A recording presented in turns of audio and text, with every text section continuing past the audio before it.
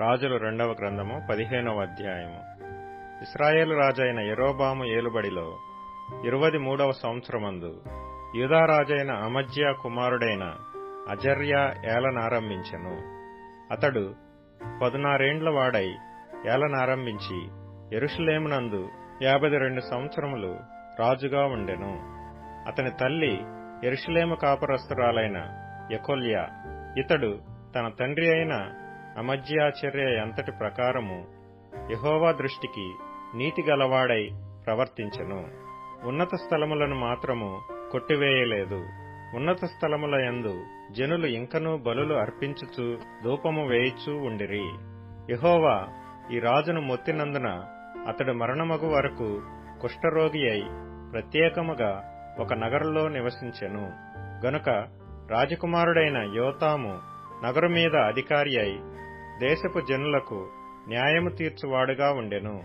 అజర్యా చేసిన ఇతర కార్యములను గూర్చియు అతడు చేసిన దానినంతటిని గూర్చియు యూదారాజుల వృత్తాంతముల గ్రంథమందు వ్రాయబడి ఉన్నది. అజర్యా తన పితరులతో కూడా నిద్రించి దావీదుపురములో తన పితరుల సమాధి యందు పాతిపెట్టబడగా అతని కుమారుడైన యోతాము అతనికి మారుగా రాజాయెను.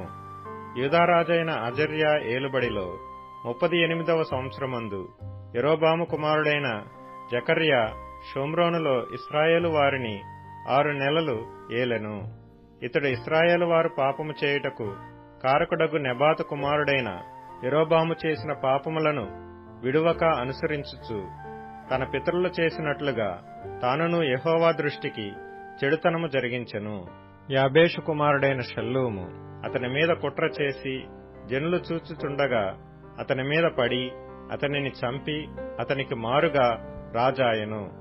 జకర్యా చేసిన కార్యములను గూర్చి ఇశ్రాయేలు రాజుల వృత్తాంతముల గ్రంథమందు వ్రాయబడి ఉన్నది. నీ కుమారులు 4వ తరము వరకు ఇశ్రాయేలు సింహాసనం మీద ఆసీనులై ఇందురని యెహోవా యెహూతో సెలవిచ్చిన మాట చొప్పున ఇది జరిగెను. యూదారాజైన ఉజ్జియా ఏలుబడిలో 39వ సంవత్సరమందు యాబేషు కుమారుడైన షల్లూము ఏలనారంభించి షోమ్రోనులో 1 దినములు ఏలెను. గాదీ కుమారుడైన మెనహేము తిర్సాలో నుండి బయలుదేరి షోమ్రోనునకు వచ్చి షోమ్రోనులో నుండు యాబేషు కుమారుడైన షల్లూము మీద పడి అతని చంపి అతనికి మారుగా రాజాయెను. షల్లూము చేసిన ఇతర కార్యములను గూర్చియు అతడు చేసిన కుట్రను గూర్చియు ఇశ్రాయేలు రాజుల వృత్తాంతముల గ్రంథమందు వ్రాయబడి ఉన్నది. మెనహేము రాగా తిప్సహు పట్టణపు వారు తమ గుమ్మములు తీయలేదు గనుక అతడు వారినందరినీ హతము చేసి తిర్సాను దాని చేరువ గ్రామములన్నిటినీ కొల్లపెట్టి అచ్చట గర్భిణులందరి గర్భములను చింపెను.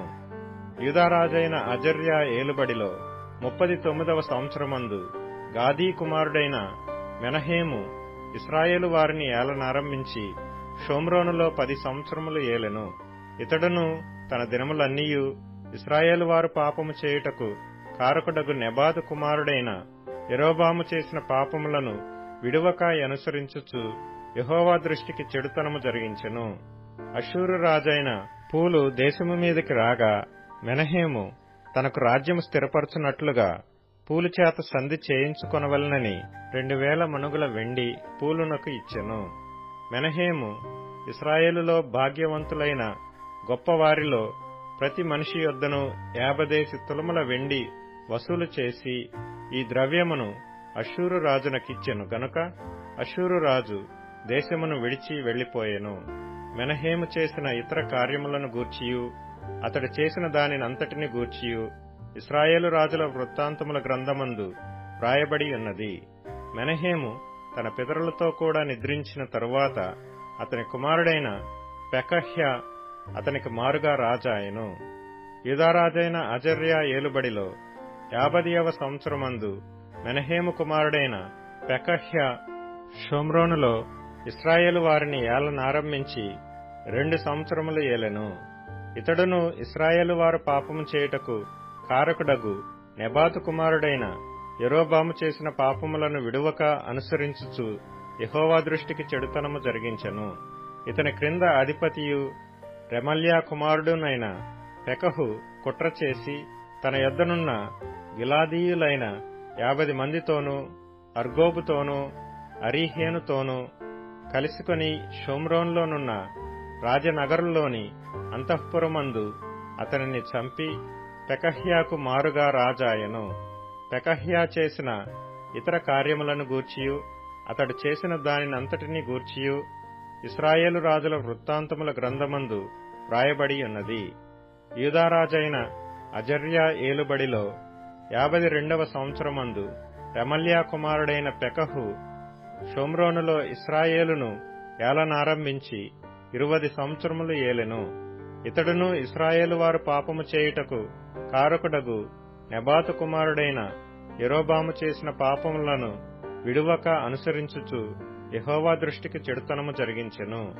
ఇశ్రాయేలు రాజైన పెకహు దినములలో అష్షూరు రాజైన తిగ్లత్పిలేసెరు వచ్చి ఈయోను పట్టణమును, అబేల్ బేత్ మయకా పట్టణమును, యెనోయహు పట్టణమును, కాదేషు పట్టణమును, హాసోరు పట్టణమును, గిలాదు దేశమును, గలిలియా దేశమును, నఫ్తాలి దేశమంతయును పట్టుకొని అచటనున్న వారిని అష్షూరు దేశమునకు చెరగా తీసుకొని పోయెను.